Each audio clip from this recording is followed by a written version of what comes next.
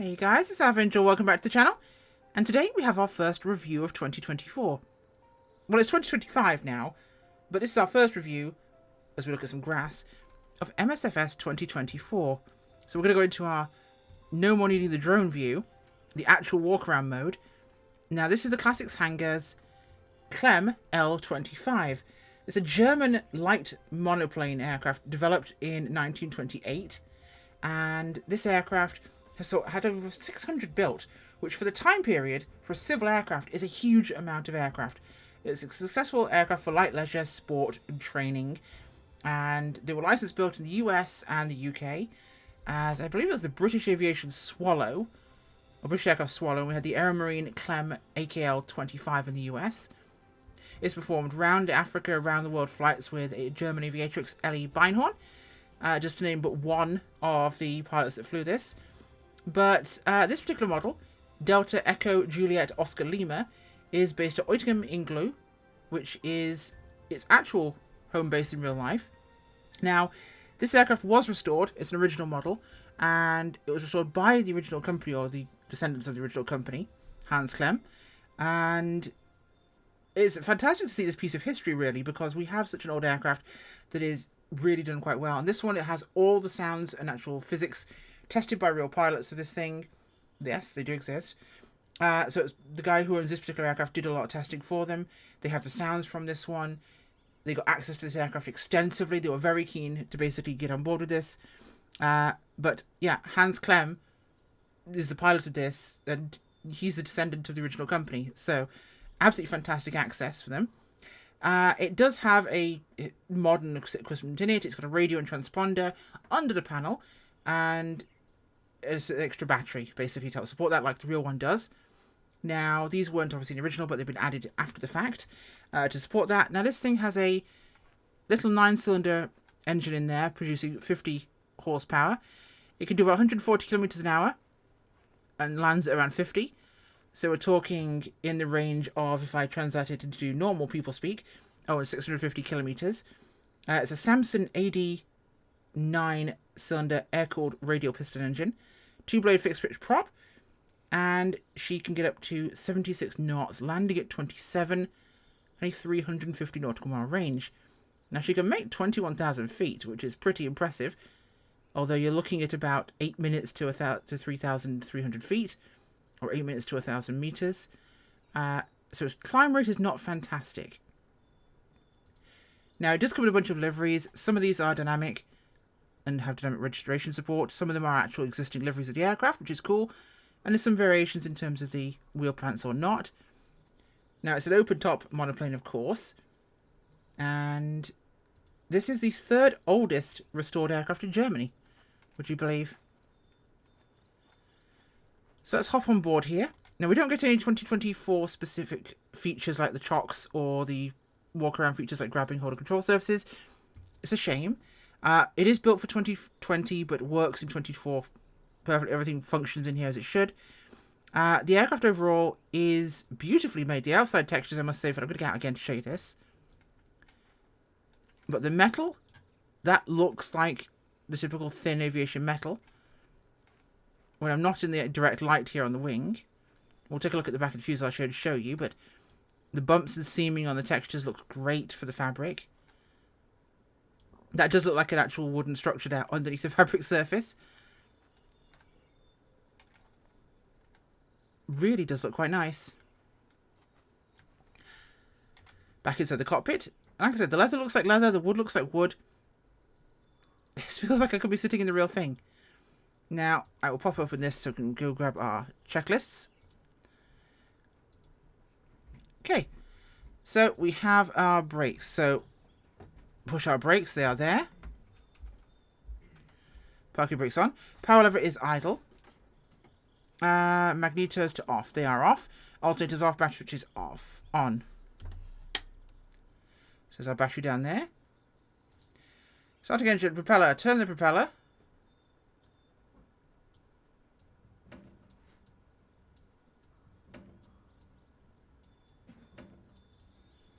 So we're lubricating the cylinders there by turning the propeller.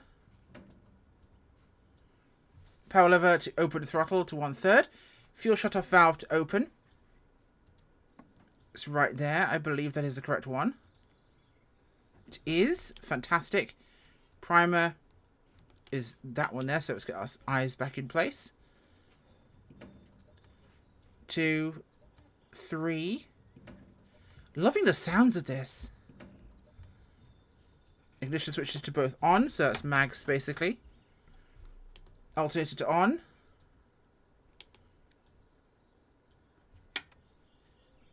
Okay. Starting engine, turn the prop, so that should be as simple as... Ooh. That's nice. Turn our systems on down here. I like how this is written in.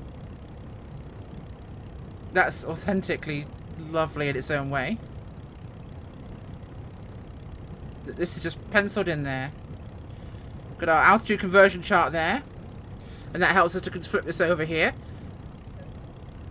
So rather than having it in meters, so we're about 500 meters altitude now by default, we can show this up here as feet. Or meters, that's 1,000 feet, so we're at about 1,800 feet right now. We'll leave it that way around. It's nice to see that included in there. And that's our fuel tank indicator. I'm not actually sure how to get that one to show in, so... It doesn't seem to want to click. I may be doing something incorrect with it, but we'll find out. So our position lights, of course. So up there, we have our speed, we have our RPM, altitude, and we have clock, of course. Fuel and compass. Nice and simple. Fuel pump handle there. Throttle is here. And that is, I believe, our elevator trim. So let's take this little beast for a fly, shall we? Let's close off this very modern-looking tablet. Taxi out, ground roll, taxi to runway. So let's do this thing, shall we? Our first... Oh god, hello, 24. Yeah, not unsurprising there might be 1 or 2 hiccups, of course, in my first ever review in 2024.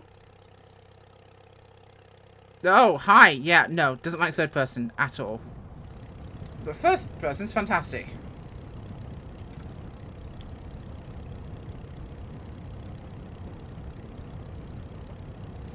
Let's get turned around here. Use some toe brake.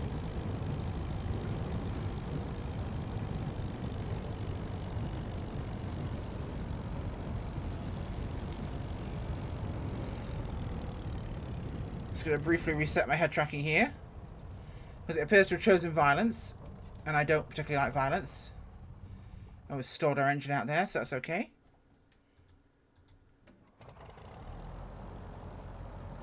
Fantastic. Okay. We let it idle too low and it stalled the engine, that's fine.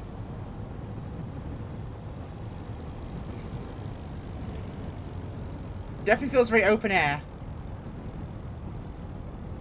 There's our runway. Flying from its home in Germany. Let's give it a go, shall we?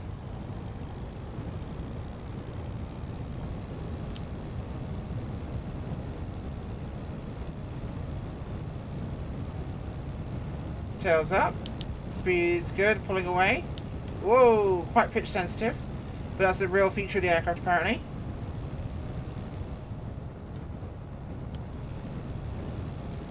Whew, okay. Now we are in the rear cockpit, which is where we should be flying it from. I feel very short right now. Put my head up a little bit.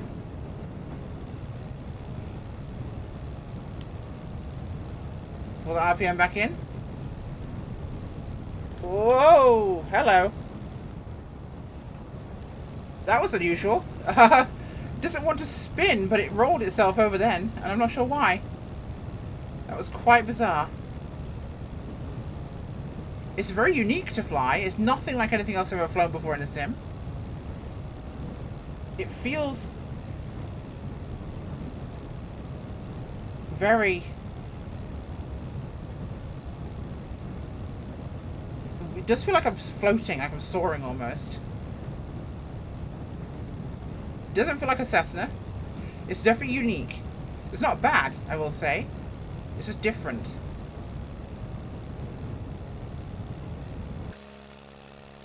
That engine sound is very unique. No pilot visible in third person, of course. Unusual there. Not even my default sim pilot. Passing over the village here. Oh. In the airflow versus in here. That's neat.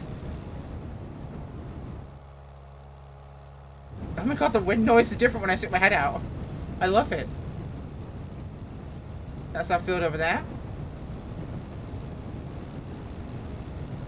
It's a very primal feeling of flying. No other aircraft, even the default aircraft we had that are open canopy or without a windshield at all, do not feel as primal, and the fact that I'm sticking my head out the window whilst we're flying along here at 100 kilometers an hour.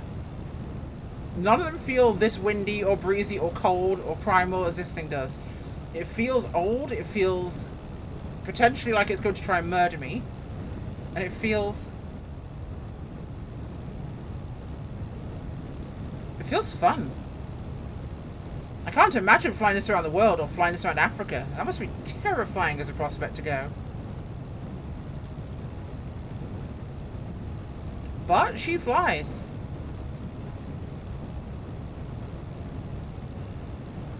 I'll take us once around the field and then I'll bring her in for a landing and we'll see what we think. I paid, as I mentioned, 17 euros for this. That's not a bad price at all. It's visually stunning on the interior. The sounds are crisp and unique, as I mentioned, all recorded from the original aircraft itself, including every pump sound, every suction sound, every click, whistle, bop, and boop. It is all from the original aircraft. Now we do have trim, of course, which is pretty useful because you're probably going to want to use that. It definitely feels like you have to keep flying it constantly, but that is also described as being a real characteristic of the aircraft. It's described as being very much a hands-on aeroplane. It's very easy flyable, but it's definitely you must be positive on the controls, was what was said, and that feels accurate.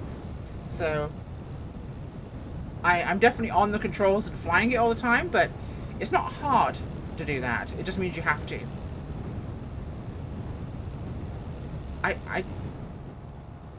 Yeah, the sound differential there is... I don't know if I know that from any other aircraft in the sim that sounds this different in and out of the cockpit. It's kind of cool. Right, so we'll bring her around, we'll fly downwind here over the factory there. And we'll have to power back early here. Because she does need a bit of... She will coast a little bit, so... We're going to just allow the speed to bleed off. Keep our eyes on our speed over there, because if you look at our dial... That red line's our 50.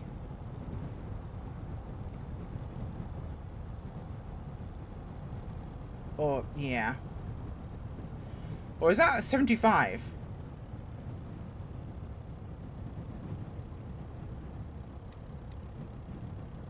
Yeah, I think that's 50 down there. Okay. So we could definitely afford to slow down a lot here.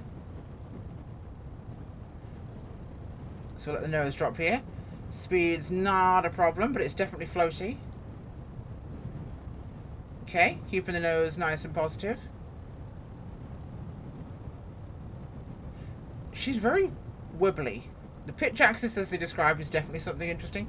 Now, you can get the manual from the actual web page of this to take a look at it and see what I mean. It's definitely a very interesting aeroplane with cool features on there.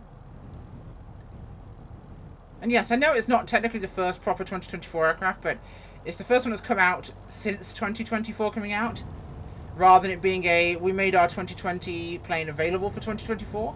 This has come out since, so this is my first post-release review.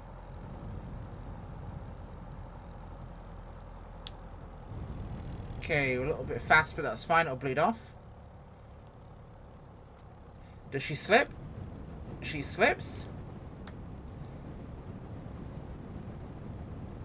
There's a tree on my right there. That's okay.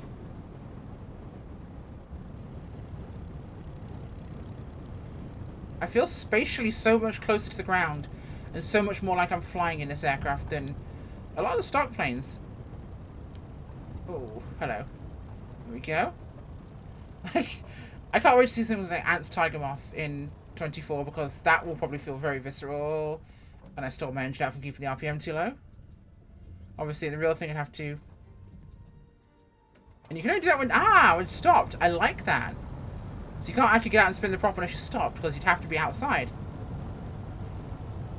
But that gives me enough yoink to get back to parking over here.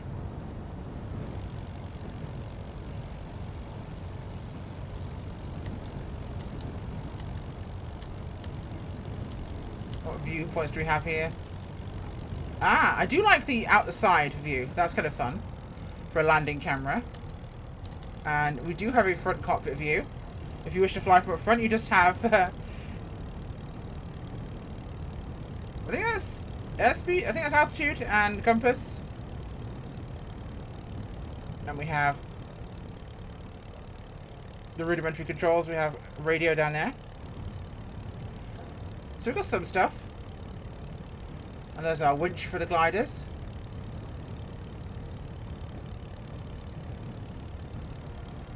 Oh, watch out for the tree. And the glider.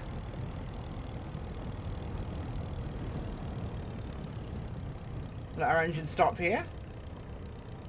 Sitting in the front's kind of fun.